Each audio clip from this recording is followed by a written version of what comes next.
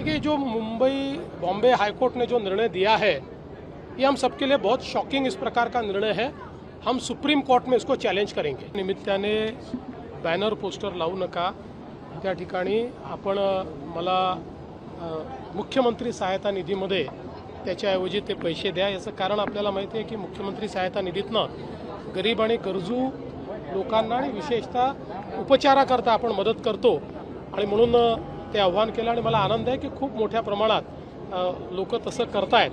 पुन्हा एकदा सांगतो की जे लोक बॅनर आणि पोस्टर लावतायत त्यांना पण सांगतो लावू नका, मला ते आवडत नाही आणि तुम्ही बॅनर आणि पोस्टर लावून मला खुश करू शकणार नाही। तुम्ही मला मुख्यमंत्री सहायता निधीमध्ये जर निधी दिला तर मला त्याचा जास्त आनंद होईल। तर उद्या काही विशेष प्लान तुमचा आहे असं कळतं आहे, गडचिरोलीला जाणार आहात एकूणच? माझा निश्चितपणे माझा त्या संदर्भात जायचा माझा विचार आहे आणि शेवटी काय की वाढदिवस हा कुठल्याही दुसऱ्या दिवसासारखा असतो, तो काही वेगळा थोडी असतो। सर, आज मुंबई उच्च न्यायालयाने एक महत्त्वाचा निर्णय दिला आहे। बॉम्बस्फोट प्रकरणातील जे आरोपी आहेत त्यांना निर्दोष सोडला आहे, निर्दोष सोडण्याची ऑर्डर जी आहे ती कोर्टाने दिली आहे। आपल्या सगळ्यांकरताच हा निर्णय अतिशय शॉकिंग अशा प्रकारचा निर्णय आहे। याचं कारण की खालच्या कोर्टाने त्या संदर्भात निर्णय दिला होता आणि 2006 साली हा बॉम्बस्फोट झाल्यानंतर त्यावेळेस ATSने आरोपी पकडले होते, पुरावे जमा केले होते, ते पुरावे कोर्टासमोर सादर केले होते। त्यामुळे अशा प्रकारचा निर्णय येणं हे निश्चितच धक्कादायक आहे।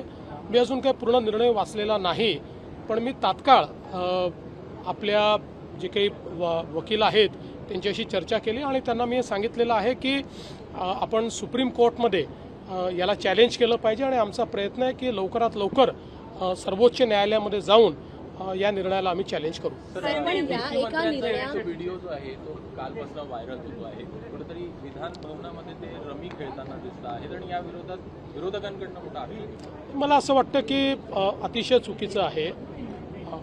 अशा प्रकारे विधान भवनामध्ये ज्यावेळेस चर्चा चालते त्यावेळेस आपलं कामकाज नसलं तरीही आपण त्या ठिकाणी सिरियसली बसणं गरजेचं आहे।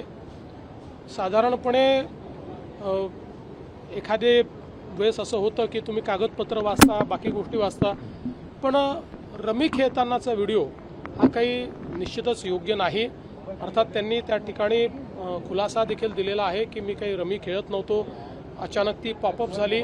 पण ते जरी त्यांनी सांगितलेलं असलं तरी एकूण जे काही घडलेलं आहे ते काही आम्हाला भूषणावं नाही। उच्च न्यायालयाने जो खरं तर निर्णय दिला आहे त्यामुळे कुठेतरी आता असं एक्सटर्नल कंट्रीजमध्ये होऊ शकतं की आपण भारतामध्ये काही केलं आपल्याला कितीतरी वर्षांनी निर्दोष सुटका होऊ शकते, हा एक संदेश जाईल का या एका? मला असं वाटतं एका निर्णयाने असा संदेश वगैरे जाण्याचं काही कारण नाही आहे। शेवटी भारतामध्ये एक फ्री अँड फेअर ट्रायल होते, त्याच्यामध्ये न्यायाधीश आपला निर्णय देत असतात। आता आपण उलटा विचार केला तर अनेक मोठ्या लोकांना, मोठ्या म्हणजे ते मोठे नाही आहेत, नालायक आहेत, पण अशा नालायक लोकांना मोठं त्या ठिकाणी आतंकवादी घटना ज्या लोकांनी केल्या त्यांना फाशीची शिक्षा देखील आपल्या न्यायालयाने दिलेली आहे। त्यामुळे असं काही समजायचं कारण नाही है। हिंदी में जानना चाहेंगे, कल आपका बर्थडे है, आपने आपके सभी कार्यकर्ताओं को एक अलग आदेश दिया है कि मेरा बर्थडे कुछ अलग तरीके से मनाया जाए। देखिए, मैं इतने सालों में सभी को ये हमेशा कहता हूँ कि जन्मदिन पर होर्डिंग्स और बैनर न लगाए, उसकी जगह कोई रचनात्मक कार्य करे। इस बार मैंने सबको ये कहा है कि होर्डिंग और बैनर पर पैसा खर्चा करने की जगह वो सारा पैसा मुख्यमंत्री सहायता निधि में वो दे, जिसके कारण मुख्यमंत्री सहायता निधि के माध्यम से जो हमारे पेशेंट्स हैं उनको मदद करने में मुझे सहायता होगी।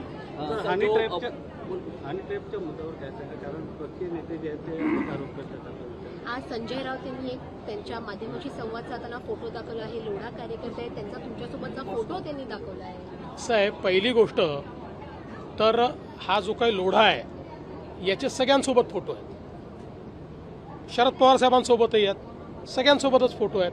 हे असल्या फोटोने काय होत नाही, आत्ताच्या परिस्थितीमध्ये कुठलेही पुरावे द्यायचे नाहीत आणि नुसतं हवेत बोलत राहायचं। माझी माध्यमांना विनंती, एकदा मागा ना पुरावे तर दिले पाहिजेत। पुरावे न देता दिवसभर काहीतरी बोलत राहायचं आणि वायफळ चर्चा करायची। अशा वायफळ चर्चेला उत्तर द्यायला मला थोडी वेळ आहे। बघा, मी विरोधी पक्षात होतो जेव्हा आरोप केला पुराव्यासहित केला, एकही आरोप परत घ्यावा लागला नाही, एकही पुरावा खोटा ठरला नाही, याला विरोधी पक्ष म्हणतात। सर बॉम्ब ब्लास्ट के बारे में जो बॉम्बे हाईकोर्ट ने जो बड़ा निर्णय दिया उसके बारे में क्या कहेंगे? देखिए, जो बॉम्बे हाईकोर्ट ने जो निर्णय दिया है, ये हम सबके लिए बहुत